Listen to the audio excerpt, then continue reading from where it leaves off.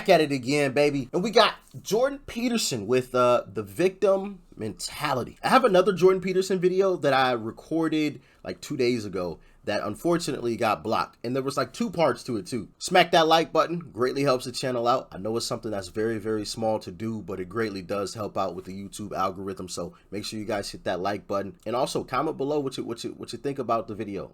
Comment below your thoughts, your opinions, all that good stuff. Share the video if you like it. There's a little arrow button that's down below. You can copy the link and literally paste it anywhere you want. All right. Has had some people that said, hey, yo, I'm about to post the link on the P Hub. I don't know if I can actually say that here on YouTube. YouTube might actually, you know, YouTube's a little weird these days, but I was like, hey, go for it. Post it anywhere you want, you know, I don't care. Let's jump right on into it. Let's check it out. Also, go and join the new Discord server. It's the first link in the description box below. Let's go. Pinocchio was transformed into a victim, and he's offered this identity, and he takes it. Now, it's partly because he's deceived and manipulated, but it's also partly because the fox offers him the abandonment of responsibility as payment for adopting the victim identity. So this is where his own lack of morality, let's say, because this is all about Pinocchio's development as a character, plays a role in his demise. If I'm a victim, then everyone else owes me something, and I don't have to take any responsibility. And so one of the things I've wondered, here's something to think about. It might be that the sense of meaning that life can provide to you is proportionate to the amount of responsibility you decide to take on. And that'd be very strange if it was the case, you know, because responsibility, of course, is a kind of weight, obviously, and it's difficult to take on responsibility. But if any positive emotion that you feel and your control of anxiety and the control over pain is dependent on the activation of these systems that watch you move towards a desired goal, then the more complete and weighty the goal is, the more kick there's going to be in the observation that you're moving towards it. And you know, you kind of already know this because you'll have observed in your own life that when you're engaged in something that you believe in, that the time passes properly. You know, you can see this even if maybe you're reading a paper and it's actually related in some intelligible manner to something that you want to learn. So even though it's difficult, you get engaged in it, you can remember it better, you can process it better, and you're not so likely to fall asleep, and you're not so likely to want to find distractions, all of that. You can get into it. And Facts. It would be very interesting if that was proportionate to the degree of responsibility that you're willing to shoulder, and I think you can make a strong case for that. I've also often wondered, imagine you could offer people a choice. Here's the choice. You could say, well, your life isn't meaningful. The nihilists have got it right. There's no meaning in your life. And because of that, there's no reason for you to accept any responsibility. So you can live a responsibility-free life, and maybe one of impulsive pleasure-seeking, but a responsibility-free life, but the price you pay is that it doesn't get to be meaningful. Or you could say to someone, no, we're going to do the opposite. We're going to say, you can live a meaningful life, but it's only going to be as meaningful as the amount of responsibility that you're willing to bear. And then you might say, well, what would people choose? Because everybody also always makes noises about wanting to have a meaningful life.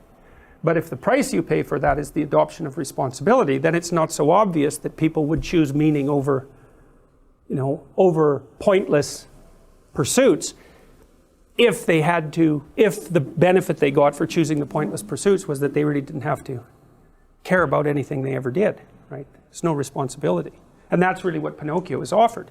And that's what the coachman offers. That's an interesting statement there. What would you honestly choose? Would you choose a life where you didn't have any responsibilities and it was basically meaningless? You could just do whatever with no care in the world? Or do you want a meaningful life, but along with that meaningful life comes a bunch of responsibilities? You have to shoulder the load, so to speak. Let me know in the comment section. Honest answers only. Honest answers only. Because I know not everybody is going to choose the meaningful life. Some people just say, fuck it, you know, hey, YOLO. And I know people laugh at the YOLO statement, but it's true. You only live once. That is a fact. Once it's over, there's no reset button on this thing called life. Doctor ain't going to walk in and be like, hey, yo, would you like to restart? Not happening.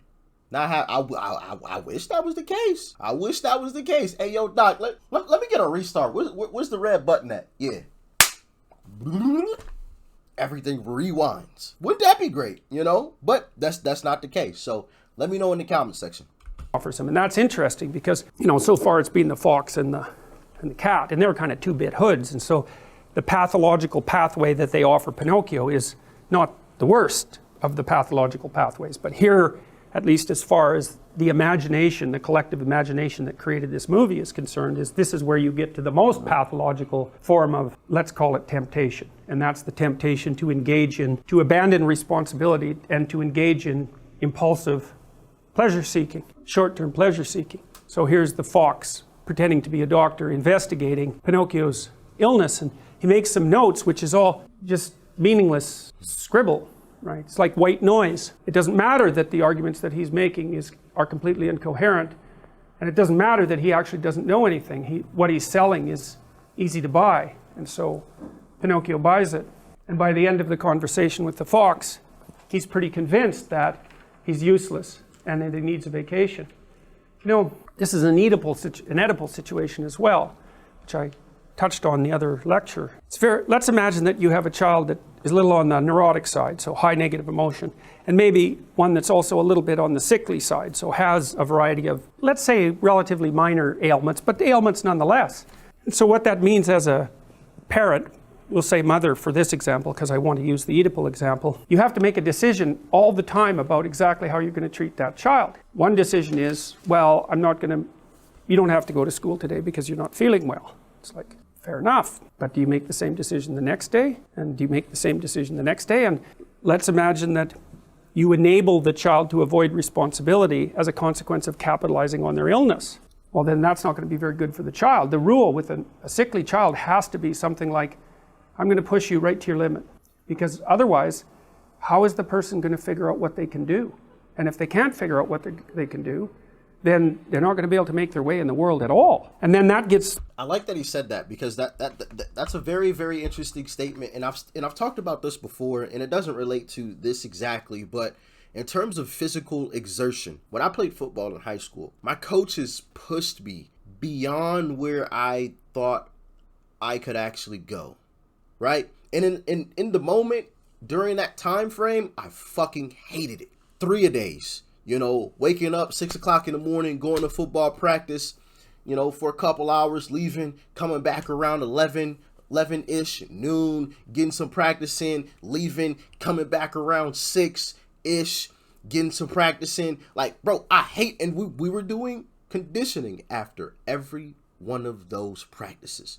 We were running. I remember one day vividly where we were in full pads, helmet, everything, full gear. And we ran 40-yard dashes. 40. I mean, full out sprint. And the reason why was because my coaches, it was all of us running, from the offensive linemen to the defensive safeties. We were all on the line and we were all running. And if any person was perceived to not have been sprinting or giving 100%, we restarted. Get back on the line. So-and-so wouldn't sprint, get back on the line. So-and-so didn't sprint, get back on the line. It just kept going. About 20, I'm like, yo, I can't do this no more. Like, it's a wrap for me. It's over with. Coach, nope, get back on the line, And in that moment, like Jordan Peterson was saying with the child situation, I'm going to push you to your absolute limit. Because otherwise, you'll never know what that is. You'll never know what that is. And because of that time during football, I understand that even when I'm tired, like when I'm out here working out, I remember those times in football practice. I'm like, yo, Rich, like what? This ain't nothing compared to that. You got some more in the tank. I know you're tired right now, but you've got another gear. You just got to find a way to get to that gear. So yeah, I love that he said that right there, because I can definitely relate to that. Muddied very badly if you're not exactly sure that you want them to make their way in the world. Maybe you're just as happy because you'd be sitting at home alone if your child was there with you. And maybe you'd be just as happy at some level if they never grew up at all, because then they won't leave. And maybe that's because you have a terrible marriage and you're lonesome. Maybe it's an abusive marriage and your husband has chased away all your friends. And so you don't have anything at all. And maybe that's because you didn't stand up for yourself very well, apart from the fact that he was, tyrannical in his central nature. And so then all those little warps and bends in your psyche are going to manifest themselves right in the background of every single one of those decisions. My daughter had a lot of illnesses when she was adolescent. They were very serious, and I didn't know you had a kid. it was very difficult to figure out what to do about that, because you couldn't exactly apply normative rules, right? And we always had to figure out, if she was communicating her symptoms to us, how seriously to take those. And the answer was the least amount of serious possible. It's something like that, because we needed to know, and she needed to know, what she could do in spite of the fact that she had problems. And one of the things I really tried to instill in her, and I think it worked, is that you don't ever want to use your illness as an excuse for not doing anything. Not consciously. You know, sometimes you might not know, I'm not feeling well, what can I do? Well, you don't know, right? Because sometimes when you're not feeling well, you can do more than you think, and sometimes you can do less than you think. It's not like it's obvious, but sometimes it's obvious. You know, this little temptation flits through your mind, and you think, well, I don't really want to do what I'm doing today, and I'm not feeling very well, so I don't have to do it. You do that 100 times, then you don't know how sick you are anymore. And then you're in real trouble, because not only are you sick, but you've muddied the waters. And so you have both problems then, is you're actually ill, and you've betrayed yourself by using that as an excuse not to pursue your responsibilities. And that, I think, if you do both of those things happen to you at the same time, you're in real trouble. And it's really hard not to have that happen. So anyways, Pinocchio gets enticed into believing that he's a victim. The fact that he's insufficient is used as an excuse by the fox and the cat to offer him a trip to Pleasure Island. And this is, I think, where the movie gets particularly dark. And so off they go, singing away. They have to carry him. So you could say, in some sense, he's carried by societal pathology and his own trouble. He's carried like a puppet off to Pleasure Island. And so the cricket is again left behind. He's not the world's best conscience at this point. So Pinocchio goes off to meet the coachman, and the coachman has already said he's collecting bad little boys, and he's got them all in the coach. They're all delinquent types here, and the ticket on the coach was the ace of spades, which is what Pinocchio is holding, and he's with this character here called Lampwick. And that's an interesting name. So he's the thing that burns in the middle of a light, Lampwick. And that's interesting because it's a play on Lucifer, because Lucifer means bringer of light. And so Lampwick is a play on that. Ooh. And Ooh, didn't know that.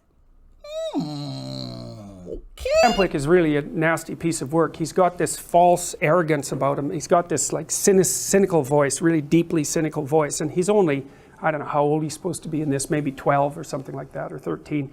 And so he's one of those kids who's become prematurely cynical. So Jordan Peterson, the victim mentality. Very, very interesting little tidbit there. It wasn't a very, very long video. The statement that, you know, that I touched on, pushing yourself to the limit, because otherwise you won't know, you know? And oftentimes somebody else has to help us do that, you know, because as humans, it's hard. It's really, really difficult. And I'll be honest, it's hard for me to push myself even anywhere near the times when I played football, you know? It's easy to look back on those times and say, hey, yo, Rich, you got another gear. But like pushing myself to that point where I was, that's difficult, to the point where I'm just like this, you know, and my stomach feels like you can't hold anything down. That's hard. But also when we want to talk about the victim mentality, in and of itself, I think the victim mentality is very, very dangerous, because it creates, in my humble opinion, a sense of hopelessness. And as I've spoken about in several videos recently, hope is a very, very important thing, in my humble opinion. It's a very, very important thing. It can drastically change a situation. If a person has this victim mentality and the world owes them something, and they don't have to have any type of responsibility because, hey, the world has to give me this. What happens when the world doesn't give you X, Y, and Z? Are you just going to be stuck there just pouting and wondering, you know, is it going to be too late before you realize, yo, the world ain't about to give me shit? Is it going to be too late? Because once again, you don't get a restart on this thing called life. So I feel like that the victim mentality is a very, very dangerous place. And, you know, I go back to the saying, suit up and lace your boots up. That's the mentality that you should attack every day with, you know, regardless of who you are, tall, short, fat, skinny, white, black, Asian, Latino, whatever, straight, gay, I don't matter. Suit up and lace your boots up. That should be the mentality that people attack every day with, not with the victim mentality. Y'all let me know what you thought about it in the comment section below. Hit that like button before you go. Hit the subscribe button. If you haven't already joined the family, I should say, if the subscribe button is red, make sure you turn it gray. All right, and hit that bell button next to it and turn on all your notifications so you know when all these videos drop. All right, love y'all. Peace and love. I'm out.